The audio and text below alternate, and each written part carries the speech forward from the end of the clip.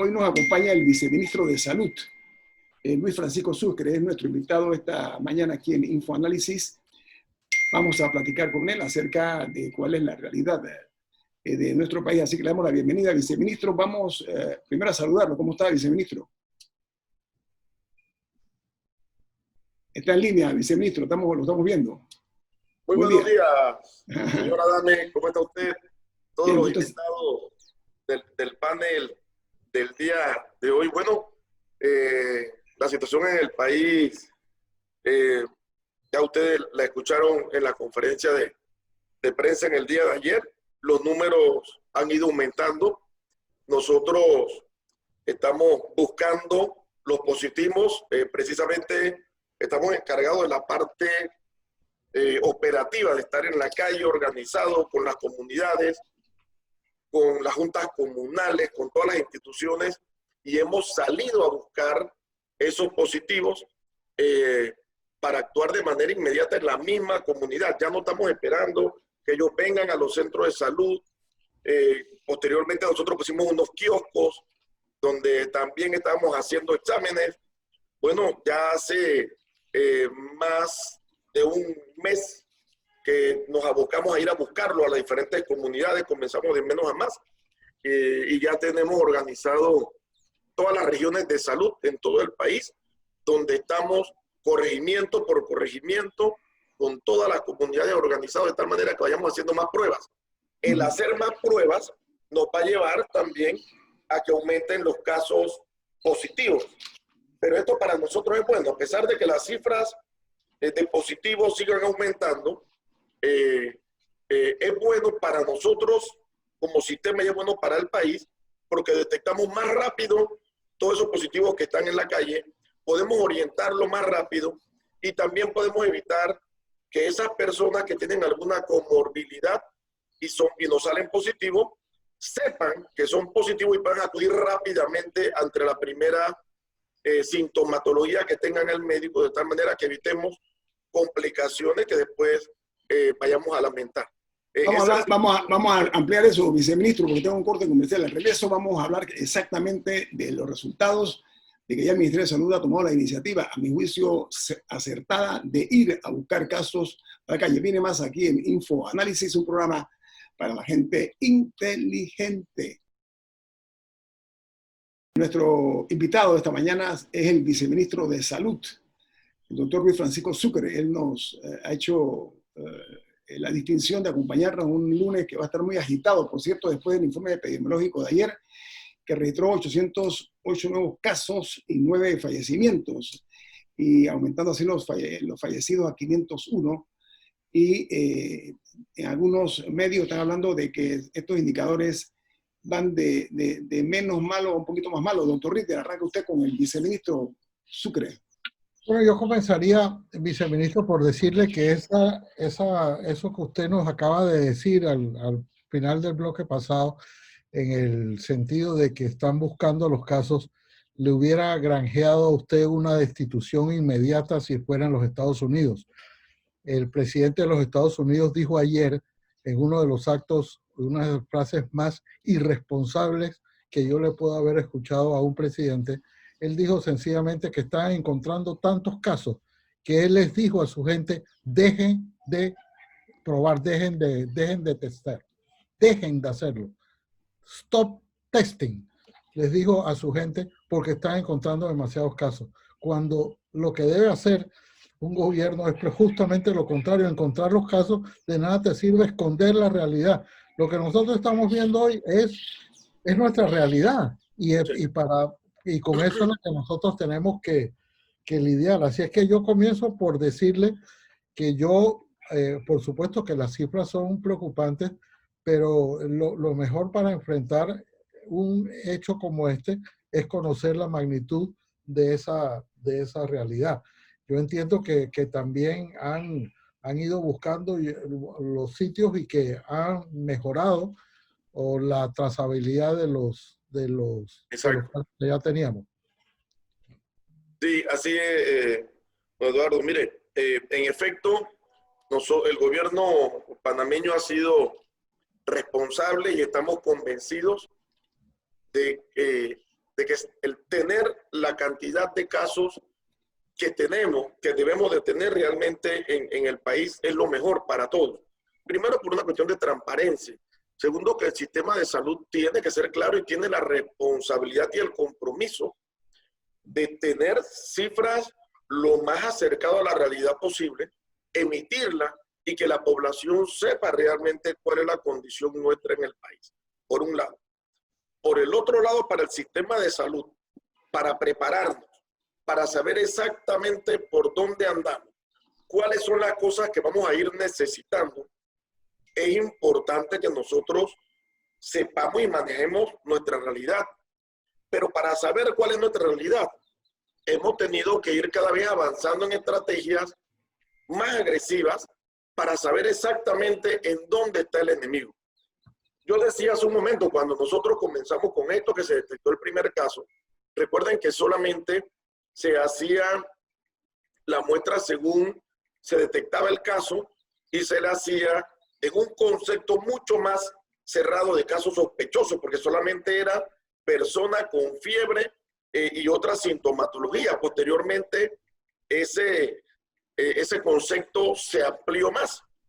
No solamente tenía que tener fiebre y otra sintomatología respiratoria y ser contacto de un COVID positivo, sino que con el solo hecho de tener contacto con algún positivo y tuviera algún tipo de sintomatología cualquiera, ahora era por separado, fiebre o tos seca o dolor de garganta o malestar general o otras sintomatologías respiratorias que nos pudieran acercar, entonces nosotros lo hacíamos y lo sopamos. Posteriormente ampliamos ese concepto y dijimos, todo el que tiene alguna sintomatología que considere estar en riesgo de COVID positivo, para el centro de salud. Después no solamente eso, sino que nos abocamos porque vimos que los centros de salud estaban comenzando a tener una demanda importante y dijimos, no vamos a llenar los centros de salud, vamos a abrir y pusimos otras instalaciones y que de hecho también nos dio un buen resultado porque comenzaron a ir las personas a hacerse las pruebas, a testearse. Pero no obstante, una vez que nosotros logramos bajar, como se dio en la primera caída, quedamos con las dudas de lo que iba a venir pasando después de la apertura de los bloques, como ha sucedido en todos los países. Y comenzamos a analizar otras estrategias. Y dentro de eso era el ir a buscar. Nos encontramos primero con la comunidad de Coscuna, que es una comunidad de Veracruz, en donde tuvimos un aumento abrupto de casos, porque pusimos el centro de salud de Veracruz a hacer exámenes y evaluaciones, porque por ser una comunidad indígena, su idiosincrasia o su cultura los lleva a estar muy agrupados, son familias muy grandes. Entonces, lógicamente, esto se convirtió en un factor de riesgo y entramos a buscar y nos dimos cuenta de que en efecto teníamos una cantidad de casos, 110 casos activos en la comunidad. No estoy hablando del acumulado, estoy hablando del activo en el mismo momento. Y aunado a esto, los informes que nos llegaban de afuera, de la OPS y la OMS y otros países, es que ya el número de asintomáticos no era el 3%, sino que ese número de asintomáticos había aumentado. Algunos estudios decían que era el 20, otros el 25%, otros llegaban al 30 y al 35%. Entonces, lógicamente, a nosotros como sistema de salud nos da una alerta y nos dice, ojo, quiere decir que hay un grupo importante o interesante de gente que no tienen nada, que no se sienten nada y que están en la comunidad liberando virus durante su proceso de enfermedad, sin darse cuenta que están enfermos. Viceministro, permítame que lo interrumpa, discúlpeme. Claro. Conforme vemos nosotros el incremento, estamos hablando de 808 casos, ojo con ese número. El incremento ha sido realmente abrumador conforme a la realidad nuestra ahora. Se teme una saturación del sistema, ministro. ¿Qué se está haciendo al respecto? Bien, precisamente por el hecho de ir buscando resultados y el darnos cuenta de que hay más positivos en la calle, eso nos ha ido llevando a irnos preparando. Nosotros como Ministerio de Salud hemos habilitado el INFRE, que es el Instituto de Rehabilitación, y lo hemos habilitado como una sala para situaciones intermedias, ¿sí? Bueno, tenemos el hospital modular, que ya también está habilitado. ¿Cuántos pacientes tiene el hospital modular ahora mismo, ministro? 10. En estos momentos solamente 10. Tiene 10 pacientes. Ajá. Las camas son, ¿cuántas son las camas? 100, ¿no? Son 100 camas. Correcto, son 100. Ahí hay 80 camas para estado intermedio, o sea, moderados, y 20 para intensivos. Si se da la situación, pudiéramos provocar una variante en la utilidad de las camas. La Caja de Seguro Social también ha venido habilitando otras salas para cuidado intensivo. En el Hospital San Miguel Arcángel, nosotros hemos habilitado otra sala también para cuidado de pacientes intermedios en el Santo Tomás.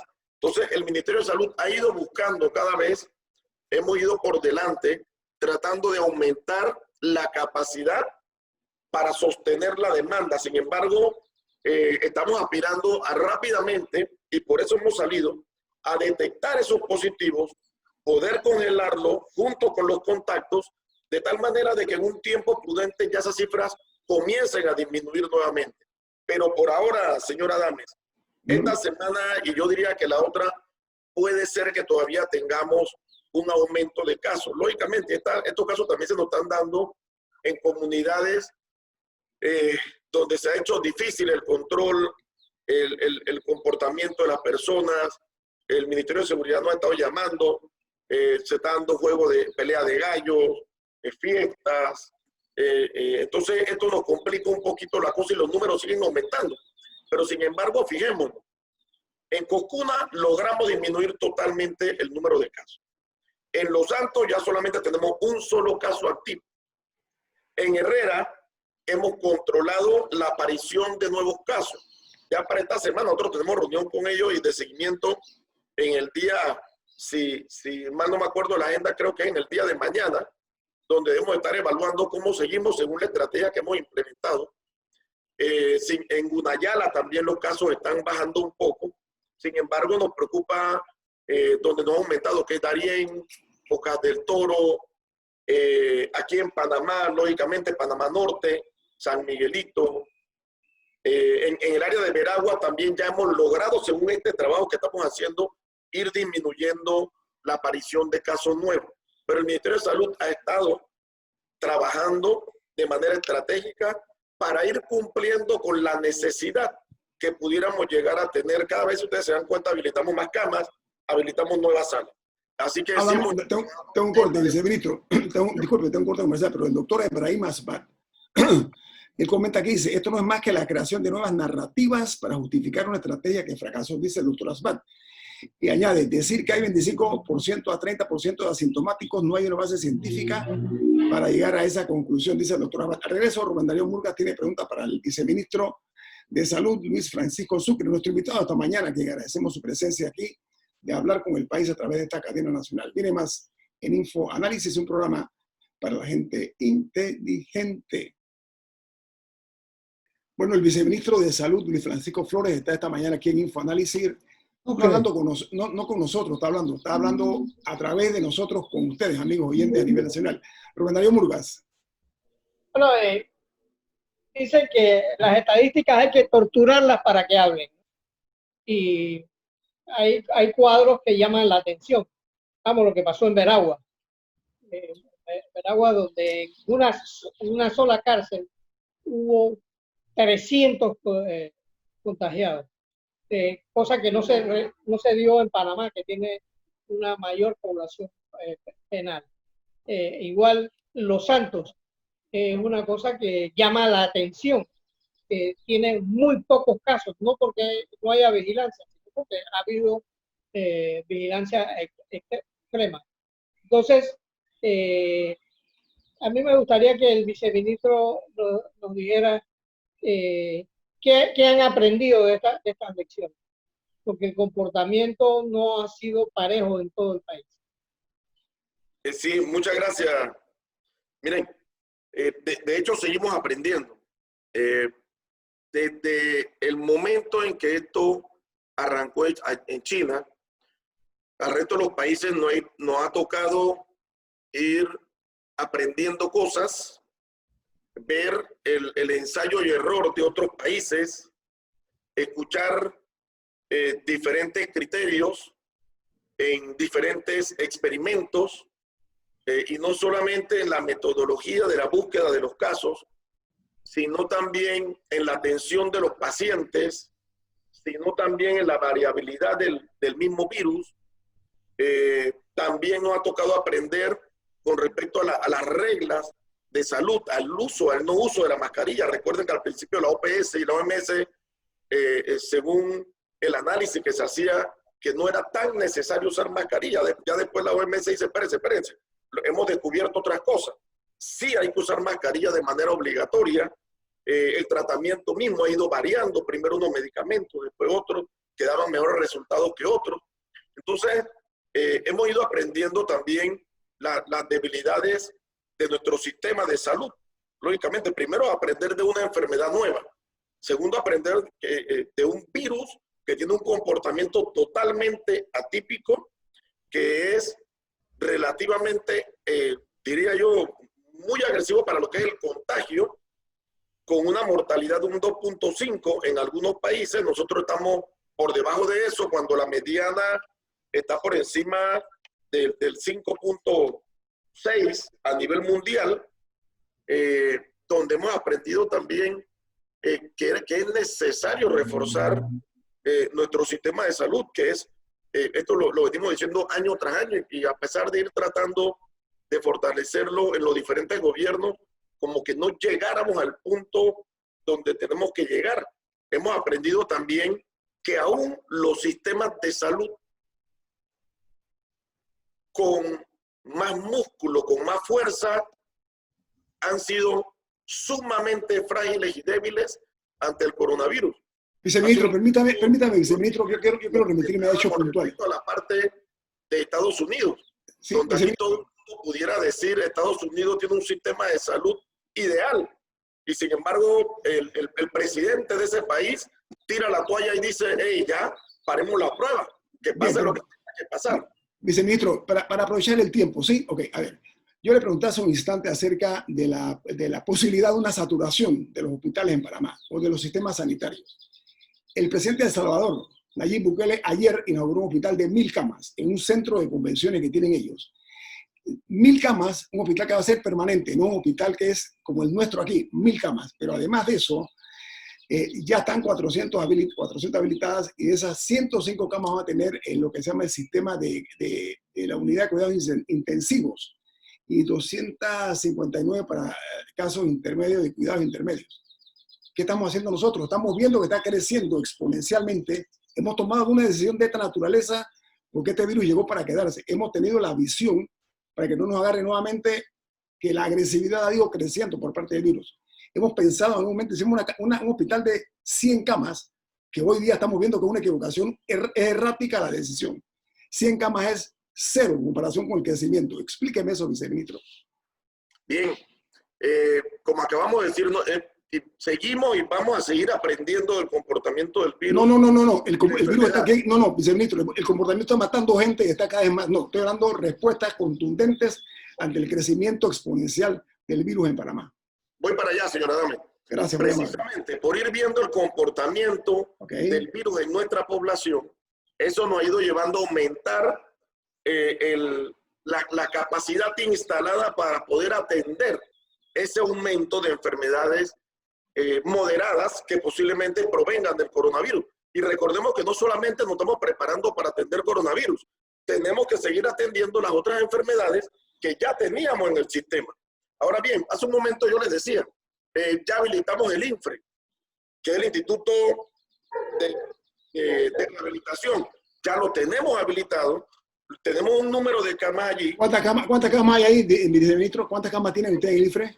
En estos momentos tenemos 50 camas más allí habilitadas. Y nos estamos preparando para habilitar más. ¿Sí? La proyección, ¿cuántas camas nuevas van a estar pensando en eso? Tenemos que irlo calculando según el espacio. Esperamos llegar posiblemente a 100 camas allí habilitadas. ¿No? Con la Caja de Seguro Social ya también estamos, ya evaluamos lo que es un área de recreamiento que tiene la Caja de Seguro Social en las cumbres. Son unas instalaciones que se utilizan para formación del recurso humano. Eso también se está habilitando para tener camas para pacientes moderados.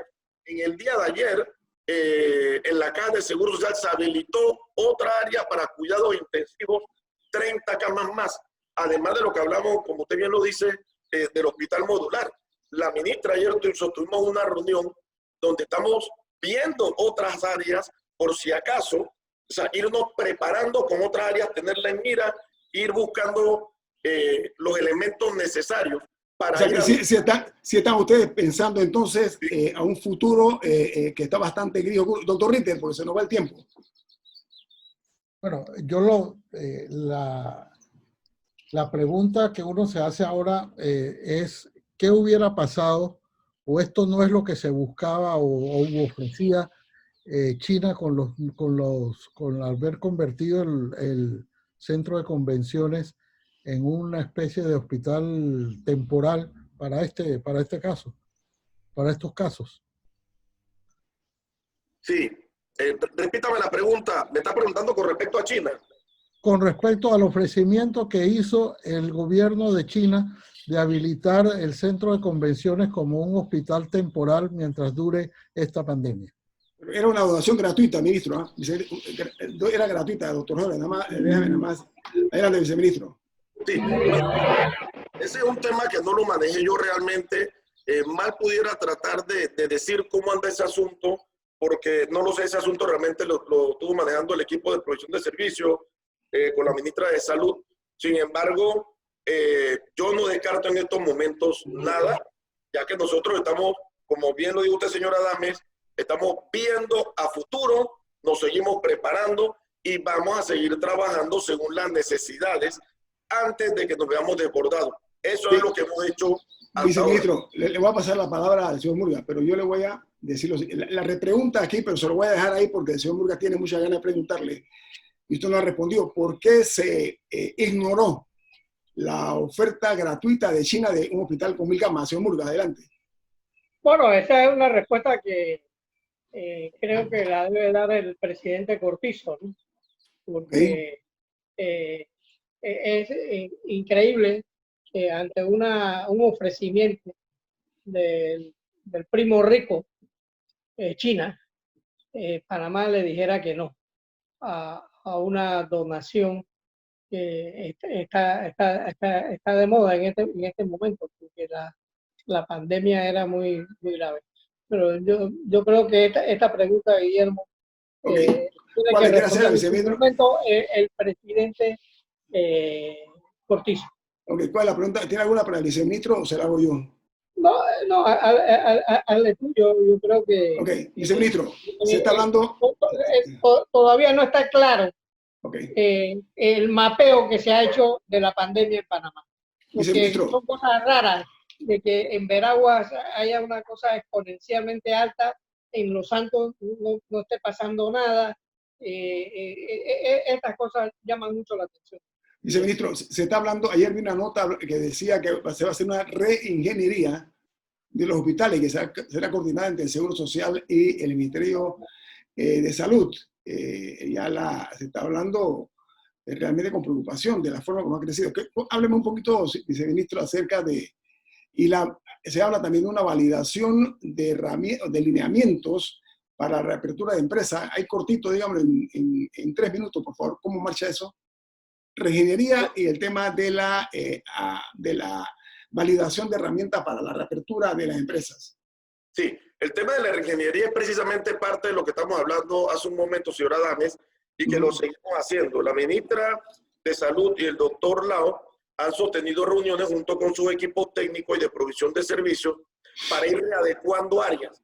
Algunas áreas que estaban siendo utilizadas para algunas cosas han ido variando y han sido utilizadas para otras. De eso se trata cuando hablamos de lo que es la parte de la reingeniería del mismo sistema y de las instalaciones, como también lo estamos haciendo en el Santo Tomás, donde hemos ido buscando áreas para poder dar respuesta a eso que posiblemente pudiera llegar a pasar y que de hecho está pasando. Cada vez tenemos más demanda. La otra pregunta... El aspecto de la validación de las herramientas para la reapertura de las empresas. ¿Me explico más claro, viceministro? Sí, bueno. Lo que estamos poniendo el cuerpo somos nosotros, la empresa privada, ¿ok? Los trabajadores de la empresa privada. Porque en este momento, me duele mucho decirlo, no ha habido, todos estamos pagando la cuenta nosotros en este momento, la empresa privada y los trabajadores de la empresa privada. Es un sacrificio que han hecho los de la empresa privada y los trabajadores que son parte de ella y que dependen de ella. Sin embargo, el gobierno no ha visto que ha hecho que los funcionarios, por lo menos los funcionarios de alto nivel, tengan un gesto de empatía, de simpatía, de respaldo a ese sacrificio que estamos haciendo en la empresa privada, no los empresarios, los trabajadores de la empresa privada que están hoy día recibiendo cero y cuando más $80 del Estado. A ver, cuénteme un poquito. ¿Usted no cree que sería bueno que se hiciera algo al respecto con los altos funcionarios? Hombre, que le den algo del salario de los ingresos mirando la situación de la empresa privada. Bueno, mira, primero que todo entiendo que hay mesas que están tratando diferentes temas con respecto al regreso a la nueva normalidad. No estoy hablando de sacrificio de la empresa privada. Ajá. Yo estoy muy de acuerdo con usted. Okay. Aquí el sacrificio no solamente ha sido de los funcionarios. No estoy hablando de la parte pecuniaria, viceministro. La empresa privada, al igual que todo el mundo, porque todos formamos parte de este país. La empresa privada no se iba a escapar de esta catástrofe, y no solamente en Panamá, sino en todo el mundo. Aquí todo el mundo ha puesto su cuota de sacrificio, lo vamos a seguir haciendo, pero lamentablemente nos va a tocar ir ajustando. Nosotros, por supuesto que nos gustaría, de hecho recordemos que ya se había puesto una posible fecha para la apertura del tercer bloque. Hemos tenido que aguantarlo un poco, precisamente por la discusión que hemos ido teniendo en esa mesa, en conjunto con el equipo técnico y de asesores, además del gabinete, por el aumento abrupto de la cifra. Lo que nosotros estamos buscando, señora Dame, precisamente ese sacrificio que también está haciendo la empresa privada y sus empleados, de buscar la manera de regresar lo antes posible. Viceministro, usted es un experto en tauromaquia. ¿Sabe lo que es tauromaquia, no? Experto en el toreo de evadir preguntas. La pregunta mía fue muy puntual. La empresa privada y los que componen la empresa privada, estamos hablando de los trabajadores, ¿ok? Están hoy día nada más cobrando, muchos de ellos nada más $80 que da el gobierno, que vuelvo a traer a El Salvador. El Salvador, además de que es un hospital de 1.000 personas, para 1.000 enfermos, le está dando $300 a la gente desempleada. Panamá está dando 80.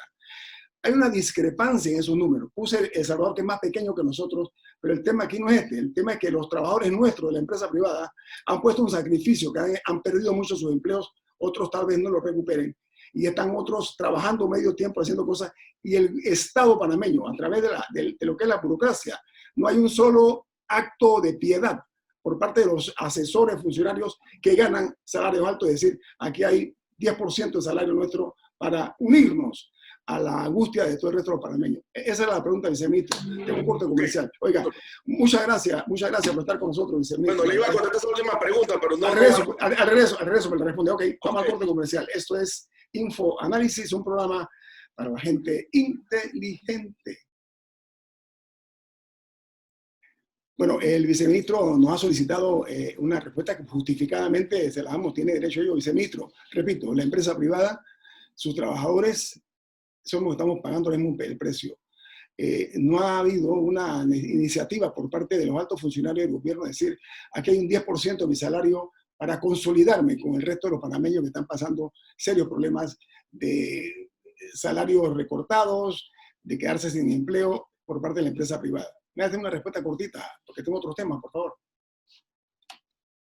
Sí, bueno, solamente para aclarar, nosotros sabemos que nunca va a ser suficiente lo que pueda aportar el Estado a la cuenta de alguna persona que estaba trabajando y que tenía un sueldo adecuado.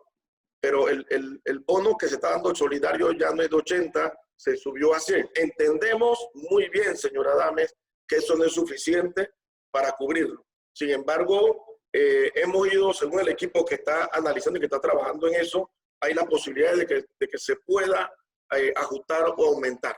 Con respecto a lo del porcentaje de salarios, el presidente dio instrucciones de que las personas que ganaban más, creo que era de 1.000 balboas, se le iba a hacer un descuento directo de un porcentaje para el aporte a esta situación. Lo que no me atrevo y tendría que ver exactamente cuánto se está haciendo efectivo de esa orden que dio el presidente, pero el señor presidente sí dio instrucciones del descuento de un porcentaje de los salarios de los funcionarios para colaborar en esta situación. Ojalá entonces que se diga a la opinión pública cuánto es el descuento porcentual. Muchas gracias, viceministro de A la Salud, orden siempre. Luis Francisco. No, le agradezco mucho, Luis Francisco Sucre, ha sido muy amable. Que tenga un buen día. Bueno, continuamos aquí, doctor Ritter y Rubén Darío Murgas. Vamos a hablar un poco de lo que se dio la semana pasada en la Asamblea de Diputados, cuando se logró entonces un acuerdo para efecto de unas reformas tan esperadas, doctor Ritter. La moratoria ha tenido, John, unos altibajos importantes. El diputado Ávila dijo en una entrevista que la asociación bancaria, o los bancos, él no dijo la asociación bancaria, no voy a corregir, dijo los bancos presionaron hasta último momento para que no se aprobara la moratoria. Ayer el diputado Juan Diego Vázquez señaló que ahora la gente sí tenía un instrumento porque algunos bancos estaban ejecutando préstamos. Y cuando les decían, pero es que hay una moratoria, dijo, esa moratoria no es vinculante. Le escuché a la diputada Ana Giselle Rosas igualmente denunciar que había una gran cantidad de casos de bancos que estaban ejecutando préstamos hipotecarios cuando en realidad eso estaba dentro de la moratoria prevista. Esa es la realidad, es que cuando el presidente anunció el 4 de mayo que había una moratoria hasta el 31 de diciembre, y se hizo ahí el gesto como que estuvieran firmando un acuerdo entre una parte y la otra, entre la presidenta de la asociación bancaria y él. La asociación bancaria aclaró muy rápidamente ese mismo día, en realidad, que no había firmado ningún acuerdo, que ellos habían firmado una declaración unilateral diciendo que estaban dispuestos a llegar a un arreglo con sus clientes para una moratoria el 31 de diciembre, pero era bilateral. Lo que ha ocurrido ahora es que esa moratoria es obligatoria para todos los bancos si el presidente llegara a sancionar la ley. Hay que esperar todavía. A mí me parece un tanto sospechoso el silencio de la asociación bancaria, en el sentido de que no ha dicho nada sobre la ley, si se debe o si ellos consideran que es apropiado que se sancione o que no se sancione o que se vete. Y el presidente tampoco ha dicho nada, el órgano ejecutivo no ha dicho nada. Es verdad, esto fue el jueves en la noche, quedó opacado por la reunión que hubo por la noche de los diputados del PRD, pero yo creo que esta semana o al más tardar el 1 de julio el presidente tendrá que dar una respuesta si la veta o si la sanciona. Hasta el 31 de diciembre. Ajá, dígame, don Rubén. Yo creo que nosotros tocamos un tema al inicio, lo trajiste tú, Adame, que fue lo de Estados Unidos. Vamos a tener el tema de la moratoria, hablemos, porque la moratoria, hay mucha confusión, o sea, yo no sé, o alguien no ha dicho la verdad completa, o se ha combinado algo que crea mucha suspicacia, señor Murgas. ¿Cuál es su opinión acerca de eso? La moratoria, dice la Asamblea, que hasta el 31 de diciembre. Hay informaciones de que no hay nada claro al respecto, formal, digamos. Diga, señor Murgas. No, yo lo que quería tocar, Guillermo, es lo que pasó en Estados Unidos. Estados Unidos ha vuelto a su política realista. Por mucho tiempo, Estados Unidos no reconocía a la China popular como representante del pueblo norteamericano, del pueblo chino. Y el puesto que tenía China en las Naciones Unidas lo ocupaba Taiwán. un país con 20 millones de habitantes. Entonces, esa realidad que ha hecho Trump ahora mismo, de decir que no acepta la política de la oposición venezolana y que estaría dispuesto a sentarse con el presidente Maduro, demuestra que Estados Unidos vuelve a la realidad. No puede la realidad estar nuestra, haciendo... sí, Rubén, pero la realidad nuestra es una. O sea, hay una confusión con el tema de la moratoria. Me gustaría que usted opine, porque yo ya di mi opinión. Hay mucha confusión. Sí, sí, no, yo estoy de acuerdo. Todo lo que se haga en el tema de la moratoria. Pero yo creo que yo estoy cansado de oír las mismas cosas, Guillermo, del gobierno. Y nosotros no tocamos los temas a profundidad, inclusive internacionales. Yo creo que el paso, lo que acaba de aceptar Estados Unidos, es un paso grandioso para la humanidad. Y que tenemos que cogerlo con pinza. Vamos a tocar con pinza. Vamos, ya que habla de pinza, doctor Ritter, te quiero pasar las pinzas, doctor Ritter. 45 minutos a algo que Panamá ya está cansado de discutir. Doctor Ritter, las pinzas que dice el señor Lucas se las paso a usted. A ver, la confusión que hay entre opinión de varios diputados que son en contraposición a la de ciertos diputados con relación a la moratoria. Se habla con mucha esperanza que hasta el 31 de diciembre. Usted dijo que hay diputados que han señalado contundentemente que eso va, pero parece que los hechos van en contra. Yo creo que vale la pena, doctor Ritter, este es un tema que nos interesa a todos. Ellos ya lo aprobaron, Guillermo. No, yo sé. No, refiérome, ¿cuál es el estatus después de esto que se aprobó? Ahora, ¿qué es lo que falta? ¿El presidente lo mete o no? Solo hay que esperar que el presidente sancione o vete. Eso es lo único que hay que esperar. Porque esta semana se habla de cambio de gabinete, que lo van a anunciar también. Puede ser que vayan amarrado una cosa con la otra, doctor Ritter, ¿no? Como estrategia, ¿usted la ve bien? No sé, Guillermo. Sería un error, creo yo, porque yo sé que el presidente está guardando el 1 de julio para hacer anuncios importantes, y si espera los cambios en el gabinete para juntarlos con los anuncios, se va a robar los cambios, se van a robar la noticia de lo que él vaya a anunciar.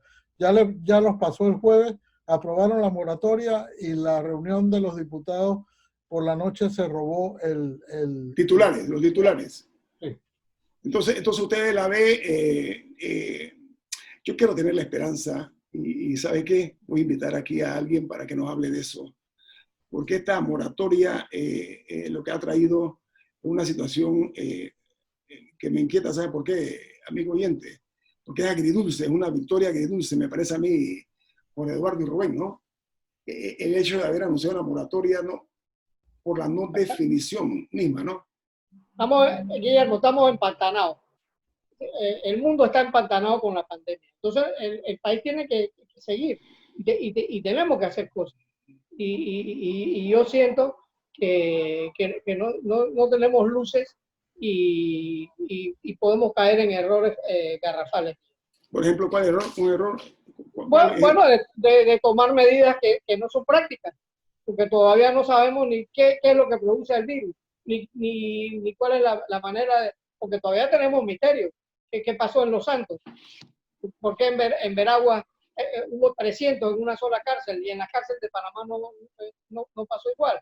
O sea, hay misterios que nosotros no hemos resuelto bien y que los científicos panameños no tienen respuesta para eso. Yo voy a preocuparme por invitar a alguien que tenga mejor criterio sobre el tema, conocimiento sobre el tema de la moratoria. Creo que los panameños estamos esperando con mucha ansiedad cómo se va a definir esto a nivel del Ejecutivo, que el que tiene ahora el balón está del lado del Ejecutivo, doctor Ritter. Eso es todo lo que hay que ver desde el punto de vista deportivo, ¿no? Así es. Así de fácil. Bien. El equipo de Infoanálisis. Rubén Darío Murgas. Jorge Eduardo Ritter. Y Guillermo Antonio Gámez, nos vamos. Gracias.